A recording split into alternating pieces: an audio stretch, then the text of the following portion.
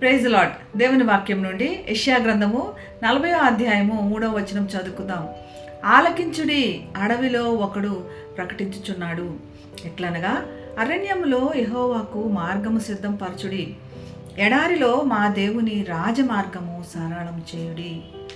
అరణ్యము అంటే నిశ్శబ్దము లేదా చీకటి, లేదా ఎటు నుంచి అపాయము ఏ సమయంలో వస్తుందో తెలియనటువంటి పరిస్థితి, ప్రతిదానికి ఆధారపడి లేదా భయపడేటువంటి పరిస్థితి.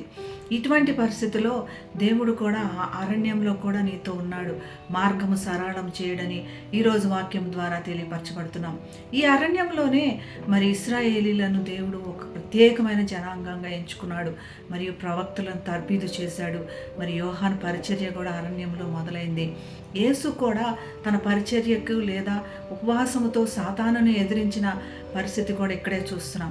అరణ్య పరిస్థితులు అవి నీకు అతీతమైనవి కాదు, దేవుని ఆధీనంలో ఉన్నవి అనేది ఈ వాక్యం మనకి గుర్తు చేస్తుంది. అడ్వెంట్ కాలంలో అరణ్యంలో వినపడుచున్న ఒక కేక యేసు ప్రభు రాకను గుర్తు చేస్తుంది. యేసు ప్రభు మొదటి రాక గతించిపోయింది, అది పండుగగా చేసుకున్నాం. ఇప్పుడు మనం ఆచరించాల్సింది యేసు ప్రభు రెండవ రాకడ కోసం మనల్ని మనం ఆత్మీయంగా సిద్ధపరచుకోవాల్సిన అవసరం ఉంది. ఆత్మీయత లేనటువంటిది మరి అది పండుగ కావచ్చు, కానీ ఆత్మీయ సిద్ధపాటు మరి దేవుణ్ణి మనం ఎదుర్కోవడానికి ఒక గొప్ప సిద్ధపాటుగా ఉంటుంది.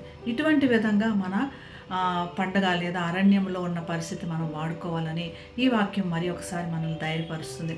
యోహాన్కి మరి ఈ ప్రవచనము నెరవేరింది, దేవుడు ప్రవచనాలు నెరవేర్చే విధంగా ఉన్నాడు అని మరి ఒకసారి ఈ వాక్యం మనకు గుర్తు చేస్తుంది. యోహాను తన పరిచర్య మొదలు పెడుతూ తన గురించి తను ఎక్కడా చెప్పుకోలేదు, తను అలా ఇష్టపడలేదు. దేవుని మార్గాని కోసమే తను దారి సిద్ధ చేయడానికి తను ఇష్టపడ్డాడు. తన దేవుని యొక్క సిద్ధపాటుని అందరికీ తెలియచేయడానికి ఇష్టపడ్డాడు. మనం కూడా ఈరోజు మరి దేవుని యొక్క రెండవ రాకడి కోసము మరి ఎలా సిద్ధపడాలి, మనం ఎలా తయారవ్వాలని మన అందరితో పంచుకుందాం.